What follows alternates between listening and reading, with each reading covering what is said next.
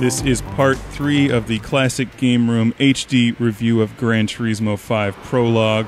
We'll be looking at the online component of this video game. And if you're one of those people that can't handle any criticism about your favorite game, well, stop watching now.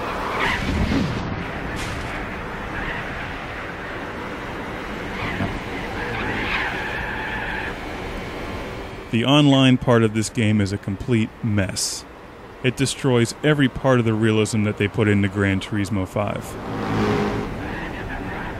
I have some positive things to say about it. They're coming at the end of the review. But let's start off with the biggest negative that I have. Now, when you pay $40 for a game, you'd expect it to work as advertised and play online. Well, the first thing I got was this error. I had to Google online, and for those of you who got this same error, follow the menus that I go through on screen. It's actually very easy to fix, but I had to Google somebody else's website to find it, and that's what pisses me off. I got the error. Just to test my connection, I played a couple games of Warhawk, which worked perfectly. If you go into your network settings in your main PlayStation 3 menus, you have to disable the UPnP. I don't actually know what that means, but it does work fine when you disable it.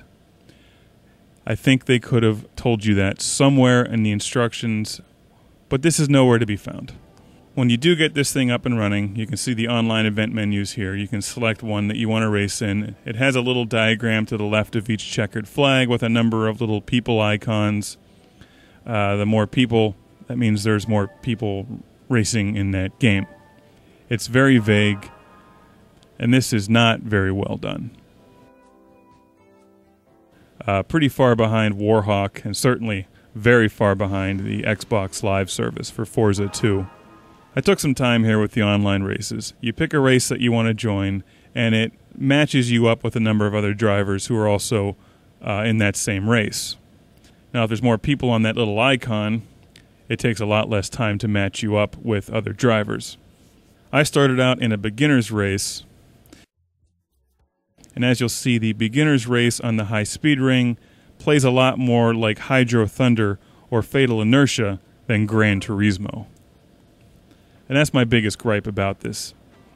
You're no longer driving to make it a fun driving simulator. You're just driving and pushing down as fast as possible and bouncing off things just to stay in the game.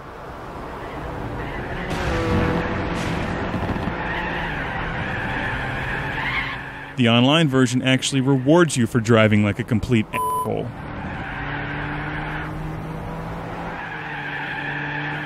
The computer just decides at random when to penalize you from running into somebody. Half the time you crash into someone, nothing happens, and then someone hits you from behind when you're doing what you're supposed to be doing, and then you get penalized for that, and they go driving right past you. It's very frustrating, and I was not at all impressed with this in the beginner mode or in any way, shape, or form. It's an easy way to win money, but this just reminds me of Fatal Inertia or Star Wars Episode 1 Racer without the guns and the spaceship. Things got a lot better when I raced in the intermediate races. And I had a lot of fun actually racing in the intermediate races because, for one thing, the drivers actually knew how to drive their cars.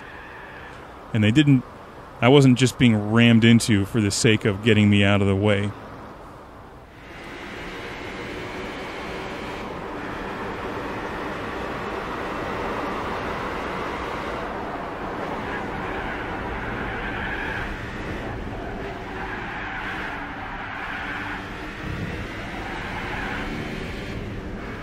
And this is what I expected from the Gran Turismo online races. Was to have a good time actually racing the car and trying not to hit every person on the road. This does a couple other things right. For one thing, you can keep your cars within a certain performance number, and that levels out the playing field. And allows you to get creative with how you modify your car.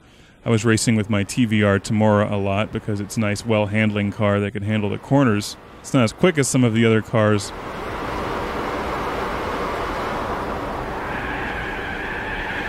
but it's just one that I personally enjoy driving.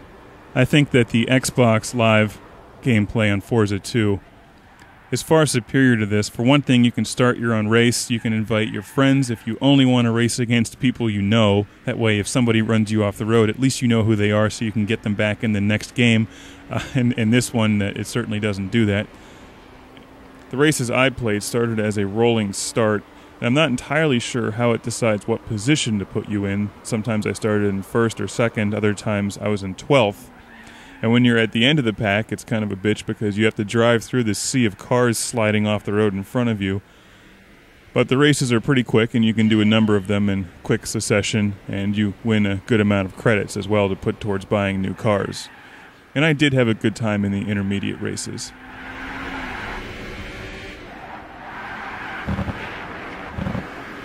If you saw there, the cars disappear half the time and turn into the Predator. So you think you can drive through them, and then they just materialize right inside of your car. So that's pretty sloppy. I didn't care for that.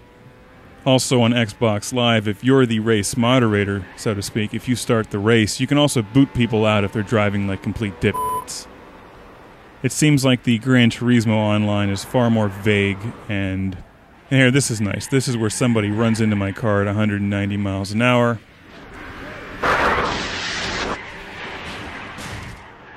Which is just terrific.